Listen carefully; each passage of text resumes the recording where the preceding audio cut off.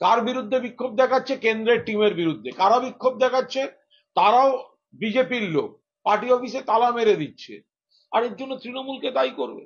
আর কে ঘুরছে? বিপ্লব দেব, যিনি ত্রিপুরায় তৃণমূলের উপর, বিরোধীদের উপর সন্ত্রাসের প্রতীক, হামলা, খুনের চেষ্টা, বাড়ি লুট, জ্বালিয়ে দেয়া, থানা আক্রমণ করা, থানার ভেতর থেকে বিরোধীদের ছিনতাই করে নিয়ে যাওয়ার চেষ্টা।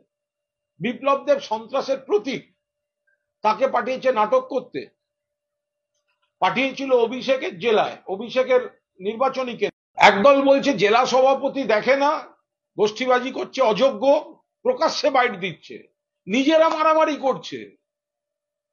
বিজেপির দুই গোষ্ঠী নেতারা বিবৃতি দিচ্ছেন আর কর্মীরা মারামারি করছে। সেগুলো কেন তৃণমূলের নামে চাপানো হবে? সাজানোর গল্পটা তো বিজেপির মধ্যে থেকে বারবার শুনছি। সন্দেশখালিতে যাদের নির্যাতিতা বলে রাষ্ট্রপতি ভবনে নিয়ে যাওয়া হলো, খোদ রেখা পাত্র বলছে তারা আসল নির্যাতিতা নয়, সাজানো।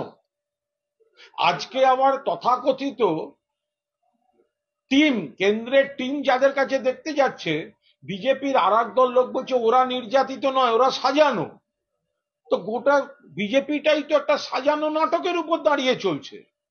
সন্দেশখালি হোক বা ডায়মন্ড হারবার, বিজেপির ভেতরের লোকেরাই বলছে যাদেরকে সামনে রেখে এইসব গল্প ছাড়া হচ্ছে তারা আসলে কেউ নির্যাতিত নয়, তারা সাজানো।